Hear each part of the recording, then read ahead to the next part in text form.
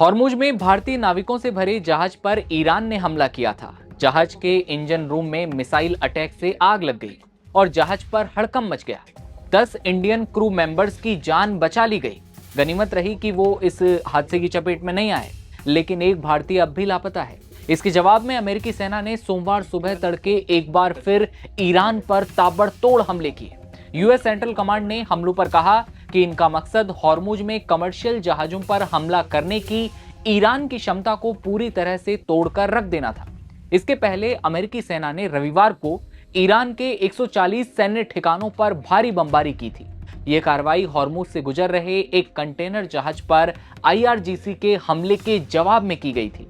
हाल ही में ईरान ने यह दावा किया था कि ईरान के हमले में 3 अमेरिकी सैनिक बुरी तरह से मारे गए। इस पर यूएस सेंट्रल कमांड ने अब खुलासा करते हुए ये कहा कि ईरान के प्रोपेगेंडा में आज ये दावा किया गया कि ईरान के हमले में कुवैत में 3 अमेरिकी सैनिक मारे गए थे। ये गलत है। सच यह है कि इस इलाके में किसी भी अमेरिकी सैनिक की मौत या घायल होने की खबर नहीं है। सभी सैनिक सुरक्षित हैं। इधर आज सुबह अमेरिकी सेंट्रल कमांड ने एक्स पर एक पोस्ट में हमले की जानकारी देते हुए ये लिखा कि यूएस सेंट्रल कमांड की फोर्स ने ईरान के खिलाफ और नए हमले शुरू किए हैं।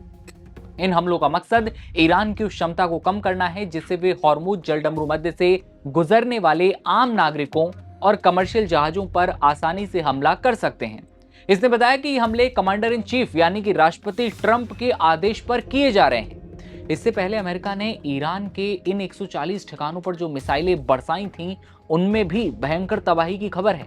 अमेरिकी सेंट्रल कमांड ने बाद में ये बताया कि उसने ईरान के लगभग 140 सैन्य ठिकानों को उड़ाया है और इनमें मिसाइल, ड्रोन लॉन्च साइट, गोला बारूद के भंडार और कम्युनिकेशन उपकरण शामिल थे।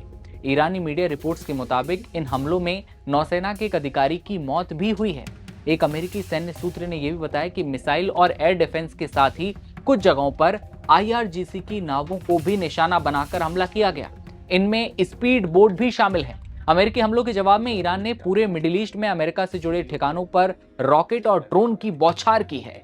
ईरान ने जॉर्डन में अमेरिकी कमांड सेंटर, कुवैत में HIMARS missile launcher system, Oman में एयरक्राफ्ट कैरियर सपोर्ट प्लेटफॉर्म और कतर में जेट मेंटेनेंस सेंटर पर हमले का दावा किया।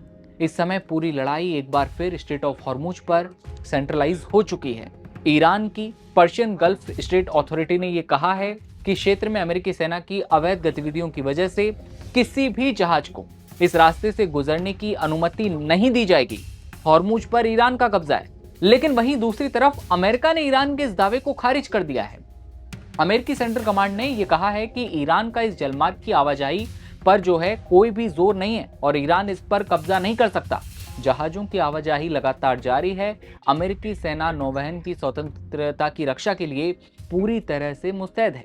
एक तरफ यानी कि ईरान हॉर्मुज पर अपना कब्जा बता रहा है कि और कह रहा है साफ तौर पर, चेतावनी दूसरे देशों को दे रहा है कि अपने जहाज यहां से ना निकालें। तो वहीं दूसरी तरफ अमेरिका है जो अब भी ये दावा कर रहा है कि हॉर्मुज पूरी तरह खुला है। ईरान का उस पर कब्जा नहीं है। लेकिन सच क्या है, अभी भी इस जवाब का तलाश है। कमेंट सेक्शन में अपनी राय इस खबर को लेकर बताइएगा और देखते रहिए तमाम खबरों के लिए आप नवभारत टाइम्स। नमस्ते।